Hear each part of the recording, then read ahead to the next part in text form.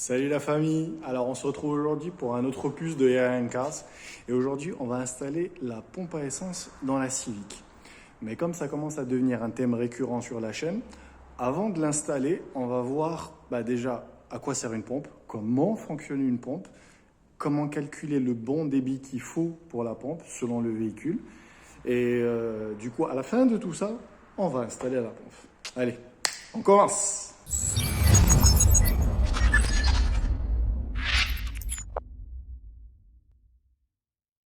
Donc, une pompe à essence, comme son nom l'indique, en fait, elle permet de pomper le carburant qui est stocké dans le réservoir et de le ramener vers le moteur, vers la rampe d'injection. Et à cet endroit-là, le moteur peut l'utiliser, peut l'injecter, peut l'atomiser, enfin voilà.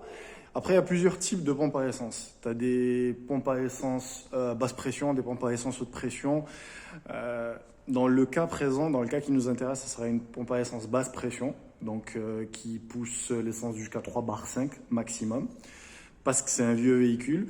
Mais sur les nouveaux véhicules, par exemple, on a cette pompe-là, on a cette pompe basse pression qui alimente une pompe haute pression. Et cette pompe haute pression, après, alimente une rampe commune qui permet de connecter en fait des injecteurs, injection directe en général. Si on a rampe commune et pompe haute pression, c'est que c'est de l'injection directe. Et à partir de là, bien sûr, c'est injecté dans le moteur. Alors, le fonctionnement de la pompe. Donc, commence déjà par l'entrée. Donc, le carburant rentrera par là parce qu'il est pompé justement par l'hélice. C'est l'un des éléments les plus importants de la pompe. Ensuite, le carburant va parcourir les côtés en fait de la pompe par ici jusqu'à la sortie qui est ici. Il y a une soupape anti-retour qui permet de garder le système pressurisé même quand la pompe ne tourne pas. C'est-à-dire que le carburant ne revient pas dans la pompe. Ici, on a les terminaux de connexion électrique plutôt, qui permettent justement d'alimenter la pompe en électricité. Là, on a des aimants permanents, parce que c'est les pompes en général, pour la plupart, c'est des moteurs à courant continu, c'est des moteurs DC, donc il y a des charbons. Mais on commence justement à avoir des pompes en mode brushless, un peu comme les moteurs de drone. Et on a le rotor ici, qui est bien évidemment traité contre les hydrocarbures. Et c'est ce rotor-là, justement, qui entraîne l'hélice. Et en gros, voilà ce qui constitue une pompe à essence. Voilà. On va passer au calcul de la capacité de la pompe.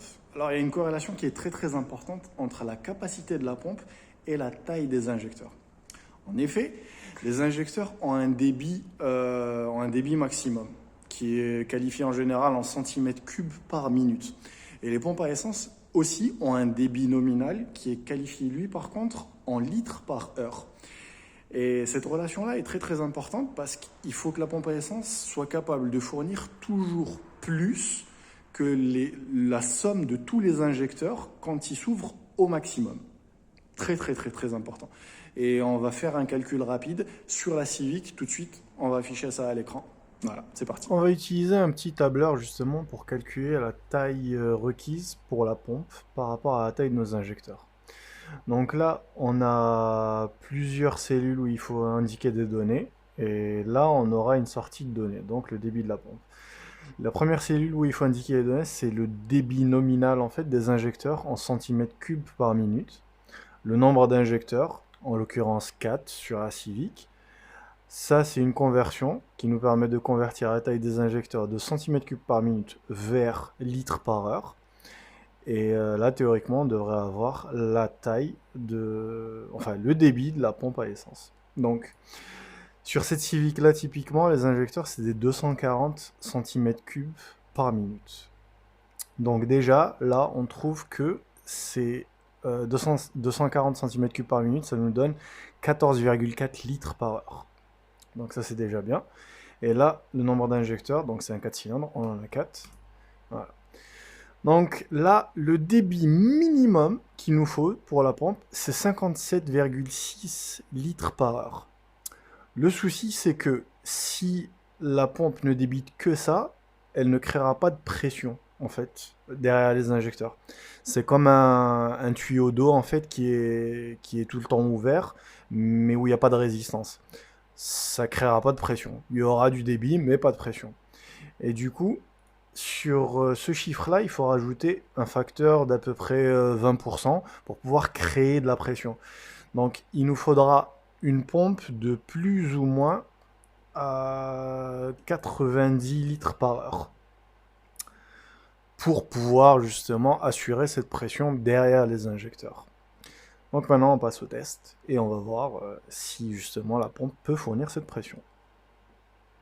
Très bien. Alors maintenant qu'on sait combien il nous faut au minimum pour la Civic, on va passer au test de la pompe à essence en question. On va voir combien elle peut fournir. Alors, j'espère qu'elle fournira déjà suffisamment pour la taille des injecteurs de la Civic, mais l'idée c'est qu'elle fournisse au moins 2 fois plus parce que j'ai l'intention de faire d'autres modifications sur la voiture et j'aimerais bien être sûr en fait que cette partie-là du système d'alimentation en carburant peut suivre en fait, est capable de supporter tous les modes qui vont venir. Donc on passe au calcul tout de suite. C'est parti. Alors voilà la pompe à essence qu'on va utiliser pour faire notre test. Donc c'est une Most Plus. C'est une pompe que j'ai eue sur Amazon pour pas trop cher et j'étais pas sûr du débit qui était montré en fait sur l'annonce. Et du coup, on va tester maintenant son vrai débit. C'est parti. Tac. Donc on a la pompe à essence ici qui est immergée dans la bouteille. Donc, le contenant ici fait 1,5 litre. Et on va déverser en fait le contenu de la première bouteille dans ce contenant-là, qui fait exactement 1 litre. C'est très très important parce que ça va nous permettre de calculer le débit réel de la pompe. La source de courant, c'est une batterie parce qu'il faut une source de courant stable et puissante. Et on a une petite nourrice de 5 litres ici pour être sûr qu'on ne manque pas de carburant. Donc on va passer tout de suite au test. On va d'abord remplir à fond, alimenter et calculer combien de temps ça prend pour remplir 1 litre. C'est parti.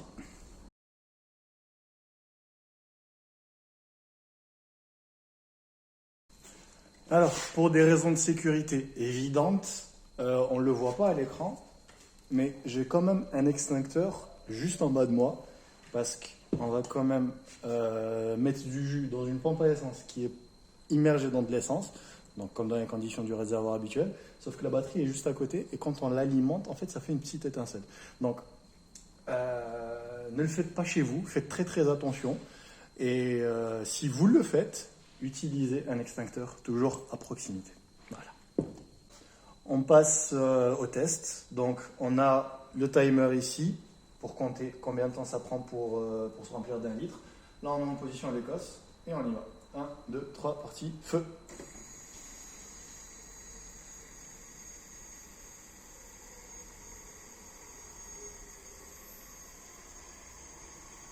Top. Et on est à 9 secondes 93. Donc grâce à ce temps-là, maintenant, on vous affiche à l'écran combien est le débit de la pompe. Grâce à cette donnée-là et le litre. Voilà. Donc on passe à l'installation. On va commencer directement. Donc je vais vous expliquer comment ça va se passer. Alors sur la Civic, la pompe à essence se trouve sous la banquette arrière. Donc il faudra démonter cette banquette-là, elle s'enlève très très facilement. La plupart du temps sur les véhicules contemporains, la pompe à essence aussi se trouve sous la banquette arrière, donc c'est une trappe, on va le voir tout de suite. Il y a quelques exceptions, mais de manière générale, toutes les voitures après 2000 ont une trappe d'accès à la pompe à essence au niveau de la banquette arrière. C'est parti, on commence donc au démontage de la banquette arrière. Pour vous éviter de tirer comme des dératés pendant une demi-heure, ce que j'ai fait, il y a un boulon à dévisser. Alors, il est à ce niveau-là, il est sous la banquette. Et voilà, on peut le voir ici. Et c'est un boulon de 6, donc boulon de 6, clé de 10. Et c'est ce qui tient la banquette au châssis. Donc n'oubliez pas de l'enlever. Et comme on peut le voir, la voiture est hyper clean. Je pense que la banquette n'a jamais été démontée. Et du coup, ça sous-entend que la pompe a plus de 300 000 km. Et qu'elle marche toujours. Mais bon, plus pour longtemps. Allez, on continue. Et voilà, on arrive de surprise en surprise. Donc j'ai démonté la trappe. Au cas où c'est des Philips. C'est des cruciformes. Et on peut voir que vu la quantité de merdouille qu'il y a, je pense que c'est aussi la pompe d'origine qu'elle n'a pas été touchée. Donc ce qu'il nous reste à faire, c'est des visses banjo là, c'est l'aller. Dessertir cette durite là, c'est le retour. On a 6, ouais c'est ça, on a 6 boulons de 6 du coup, clé de 10. On a la fiche d'alimentation de la pompe, là. Il y a encore la graisse Honda d'origine, c'est beau, ça c'est beau. Et on accédera à la pompe. C'est parti.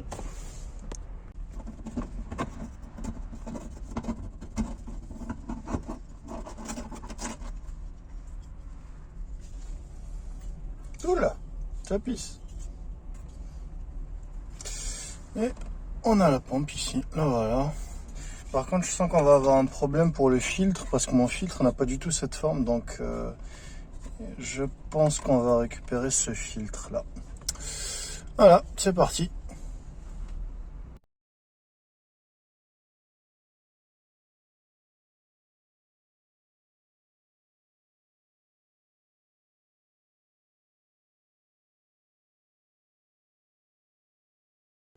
Alors là, on a les deux pompes côte à côte et la différence est évidente.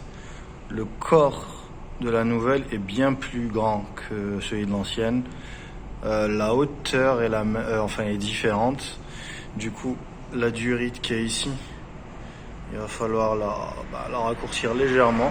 Je pense que je vais garder la durite d'origine parce qu'elle est encore en bon état et qu'elle a l'air pas mal rigide. Donc je vais la couper pour la raccourcir, mais je vais quand même mettre un collier un peu plus sérieux. Et puis voilà. Ah oui, autre point, je vais être obligé de réutiliser le tamis d'origine parce que c'est plus un tamis qu'un vrai filtre. Et puis voilà, on va remonter ça et on va voir ce que ça donne. Si ça marche déjà. Voilà. Ah oui, un autre point. Les connectiques. Les connectiques électriques, les terminaux sont les mêmes. Voilà. Je sais pas si on peut le voir là. Ouais, on voit le plus ici, le plus là, le moins ici et le moins là. C'est-à-dire qu'on n'aura pas besoin de changer la fiche. Parce que sur certains véhicules, quand on met une pompe haute performance, il faut changer les fils et la fiche et tout ça. Mais là, dans le cas présent, on n'aura pas besoin de le faire. Ce qui est un plus. Allez, c'est parti, on passe au remontage. Et voilà. Donc, la pompe est montée. J'ai mon collier. Un peu de focus, voilà. J'ai mon collier. La fiche est remontée avec son arrêtoir. Le filtre est en place. Tout se remonte magnifiquement bien. La qualité de fabrication Honda quand même. Même le fil d'alimentation est gainé pour être sûr que ça frotte pas. Et il est guidé. Ah, les Japonais. Faut pas à dire, ils sont forts. Et voilà, on peut passer au remontage maintenant. C'est parti.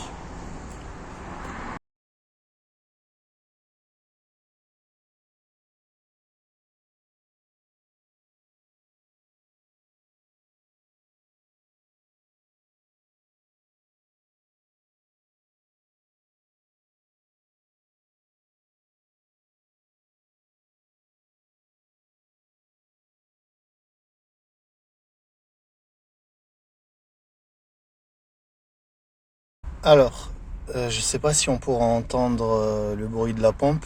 Là, j'ai mis le micro directement sur le corps de la pompe pour qu'on puisse entendre le son. On va faire le premier essai. On va faire un test de pression pour voir s'il n'y a pas de fuite et tout.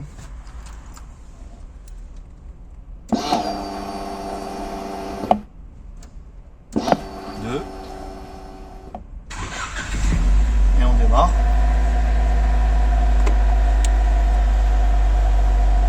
Et on n'a pas de fuite, donc on peut enlever le micro et on est bon.